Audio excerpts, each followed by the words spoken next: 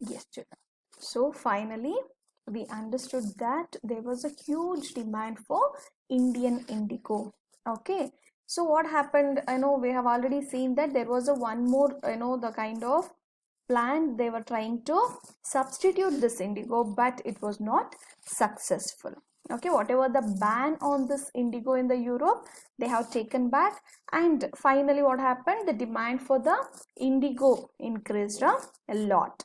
So due to that, what happened, since we know that this is one of the commercial crop, so that is the reason what happened, not only in India, even in other countries also, they started to grow indigo, like France, like the Portuguese, and some parts of the North America. Always, all those places they started to produce more and more. But still, the indigo exports from India, what happened? The Bengal became one of the key producer.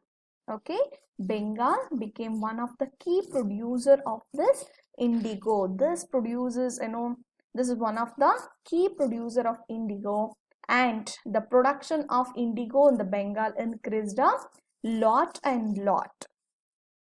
Okay, so that is what we have seen here. You can see that is, in the year of 1788, the export which we were from India, we were exporting, it was just a 30%, in Britain, which they were getting. But in the year of 1810, it has increased up to 95%. Okay, so by that we are understanding that there was a huge demand for Indian indigo, that too, that is, the maximum indigo was producing in the Bengal. Hope you guys are understanding now, children. Yes, and the next we are going to see, that is the new plantations for indigo. So as I told you people, what happened, there was a huge demand for indigo production. Okay, and there was a huge demand for the indigo in other countries also, like the textile manufacturers were demanding more. So that time what happened, it is one of the commercial crop, and the prices of this, the products were also high. So that is the reason many people started to invest on the indigo production. Even in the even if we see that East India Company, the workers or the officials, even those people, they left the job in the East India Company and they started to involve in the indigo production. And sometime what happened, the many people, they started to migrate from the Europe, the Britain, and they used to come to India, and they were trying to produce the indigo. For example, if they don't have money to produce the indigo, what they were doing, children? The company, the East India Company, was giving them some loan. Okay, so they were taking the loans, and they were taking the loans from the banks, and they used to produce, because there was a huge, the profit in the production of this indigo. Okay, that's what here we are saying, the new plantations for indigo. They started with the new plantations, new production areas, new agricultural plantations for production of this indigo. Okay, and we can see that they received heavy investments by the planters. So the many people started to invest more and more on the growing our agriculture of this, the plantations of the indigo. Englishmen, attracted by the prospects of huge profit. So as I told you people, what happened, even this English officials, the British officials, the people who were working in the East India Company, along with that, many people from the Britain, they started to migrate to India, they started coming to India, and they started to involve in the production of this indigo because of the huge profits they were getting. Okay, yes, and the next thing we are going to see, it is the two main system of cultivation of this indigo. Okay, how they used to cultivate the indigo, there are two kinds. One, it is niche cultivation, and the one more, it is right cultivation. Okay, so there are two kinds of cultivation. So if we see with this niche cultivation, what happens? The planters produce indigo in lands that they directly controlled. Okay, so what happens here? The plantation owners are the planters. They used to produce the indigo and the plant which they will be directly controlling, that they will be doing. And the one more thing what they used to do, the land either they brought or rented from other zamindars. So who are the zamindars? Landlords. Okay, so they used to take the land even for the rent, or they used to buy, and then they used to lease that. Okay, that land they used to produce the indigo. Okay, you are understanding, right, children? Niche cultivation, what happens? The plantation owners are the planters. They used to produce the indigo in their own land, or they used to the land which will be directly controlled by them, or else they will be renting or leasing that land from the landlords or the zamindars. Okay, yes. So as I told you people, what happened? Bengal is one of the key producers in India of this, the indigo. So how they used to cultivate this indigo production in the Bengal? Let us see here. The drawbacks of this system. So what are the drawbacks of this niche system? See here. Need a fertile land. Yes, of course. So when we are producing the products, or when we are doing the agriculture, of course we need a fertile land to produce the products and to get the good yield. Yes or no, children? The land fertility should be better. And requirement of land area of large area of land to make plantations. So what happens when we are doing the plantations? Of course they require large areas.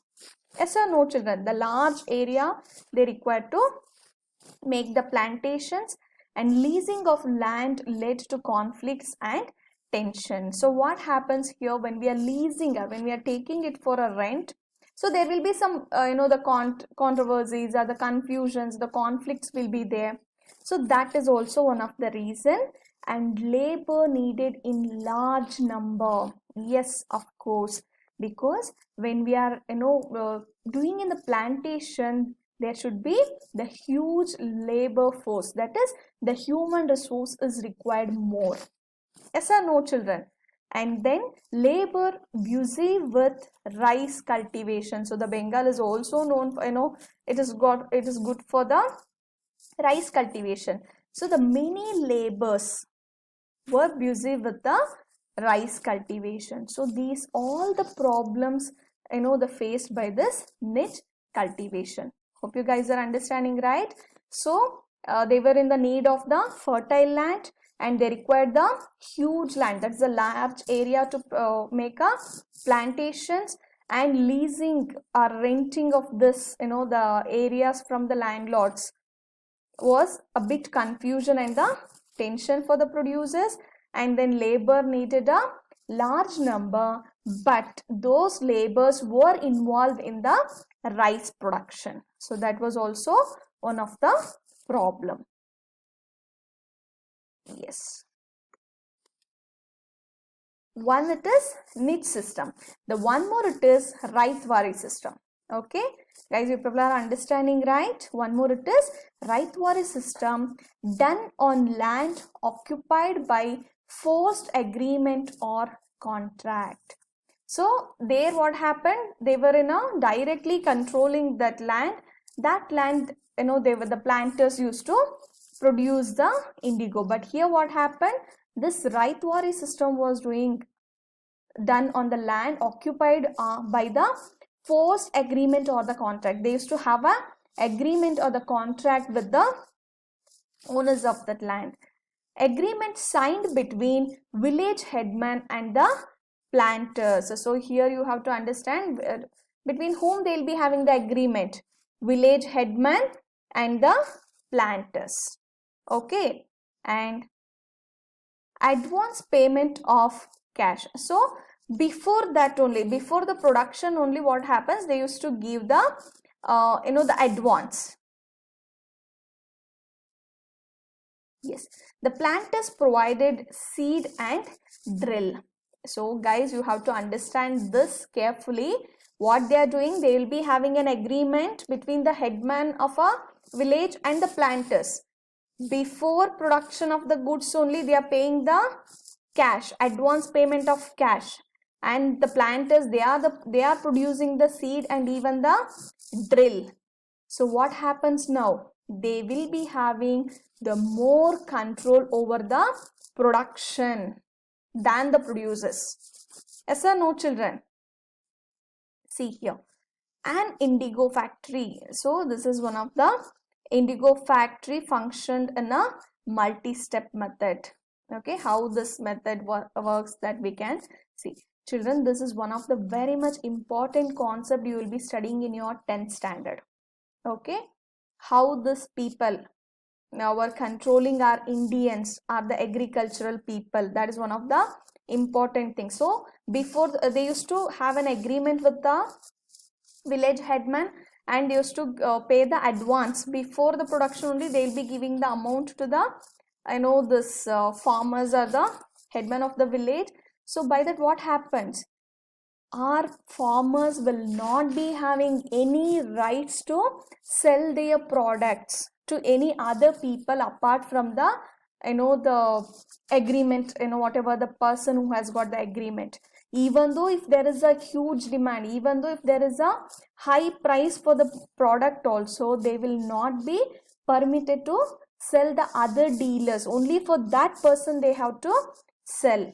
Okay, that will be the very big problem our, the farmers were facing. Okay, and one more thing, children. So this production of this indigo is not a simple process. Okay, it is not a simple process. It has got a lot of steps to do with this. Okay, let us see how it works. The multi activities are the multiple steps. Okay. Yes, children. So method of indigo cultivation. This indigo cultivation, needed many steps. So first what happens? They will be producing this indigo in the plantations. So indigo plant is taken to the factory. So once it has been, the ripe, they will be taking that, the plant to the, the factory. So after that, what they'll be doing? The leaves are stripped. So they will be taking the only the leaves of this indigo plant, and then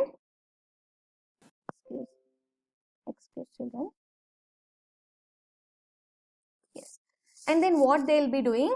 Leaves put in a ferment vat. So they will be putting those leaves, whatever the leaves they will be taking, that they will be putting in a ferment vat. It is a fermenting or a storing vessel. They'll call it as a storing vessel. So they will be putting that leaves into that, and then fire lit for fermentation. So whatever where they have put in for the fermentation, they will be putting the fire on that. Sorry, children.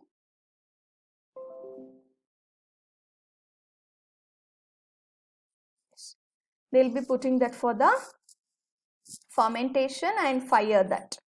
And then the next step, what happened? The leaves put in a ferment vat. That means it's a fermenting or a storing vessel. As I told you, people, the leaves they will be putting into the ferment vat. Later they will be firing that. Okay, see here, or after the firing they'll be getting some, they'll be getting some colors. So they will be like blue green color is dried to a paste. So that they will be dried as a paste, and later they will be making that as a cake. Okay, like a cake they will be making. So it will be easy for them to export it. Okay, so you people are understanding how this, the indigo cultivation happens, right, children? So this is a method of indigo cultivation, the process of indigo cultivation. Okay, yes, children. So hope you guys understood the concepts. Go through the entire textbook. If any doubts, just let me know. I'm there to help you, children. Okay, thank you all. Have a nice day.